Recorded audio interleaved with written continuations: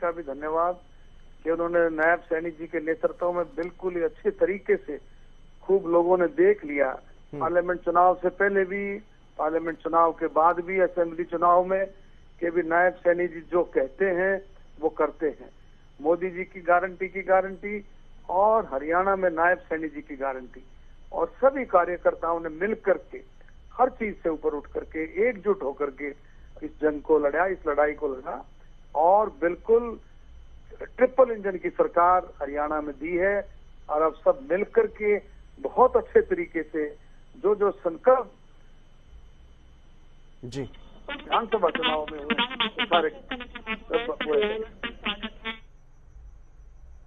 लेकिन अरविंद शर्मा जी, अगर देखा जाए लोकसभा चुनाव, विधानसभा चुनाव, काफी टक्कर का मुकाबला रहा कांग्रेस के साथ, लेकिन स्थानीय निकाय चुनाव आते आते ऐसा क्या हुआ प्रदेश में, एक तरफा जो भारतीय जनता पार्टी को कहीं ना कहीं, क्योंकि मेयर चुनाव में भी उनके प्रत्याशी थे लगभग सभी सीटों पर और नगर परिषद के लिए भी, लेकिन यहाँ पर तो क्लीन स्वीप है भारतीय जनता पार्टी का। देखिए, लोकसभा चुनाव में इन्होंने जो सेट किया था, झूठ का जो पुलिंदा सेट किया था कि भी संविधान बदल देंगे और 8-8 हजार रुपए अकाउंट्स में आ जाएंगे, खातों में आएंगे, ये सारे के सारे लोगों को नौकरियां देने की, नौजवानों को नौकरियां देने के झूठ बोला था।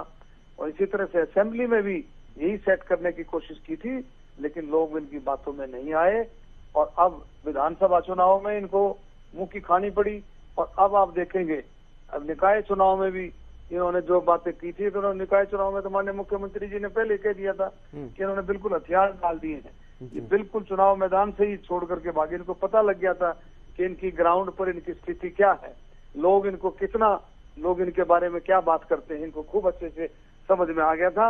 और इनको लोगों को ये भी बिल्कुल पक्के से लग गया था अच्छे तरीके से कि जो भारतीय जनता पार्टी और भारतीय जनता पार्टी का नेतृत्व, मुख्यमंत्री जो कहते हैं वो करके दिखाते हैं। और मुख्यमंत्री भारतीय जनता पार्टी का मेन काम जो है लोगों की सेवा है, हरियाणा में सबका साथ, सबका। देखिए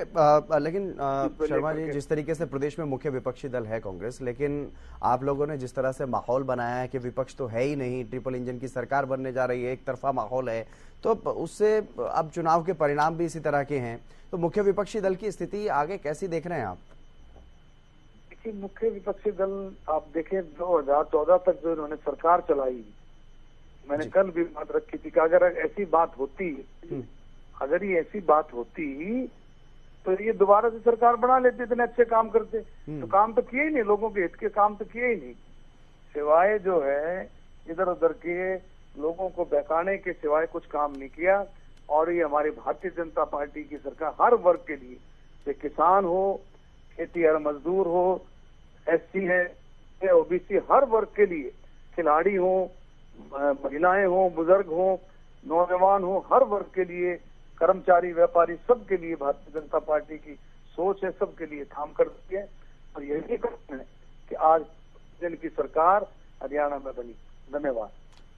जी। लेकिन एक और सवाल रहेगा सर मेरा आपसे, क्योंकि स्थानीय निकाय चुनाव में शहर की जनता ने कांग्रेस को पूरी तरह से नकार दिया है। चलिए, बहुत शुक्रिया हमारे साथ जुड़े डॉक्टर अरविंद शर्मा जी, कैबिनेट मंत्री, उन्होंने अपनी बात रखी है और कांग्रेस पर भी निशाना साधते हुए नजर आए, जिस तरीके से कांग्रेस की स्थिति रही है, क्योंकि कांग्रेस के जो तमाम दिग्गज नेता हैं वो चुनाव प्रचार में कहीं नजर नहीं आए। उन्होंने साफ तौर पर,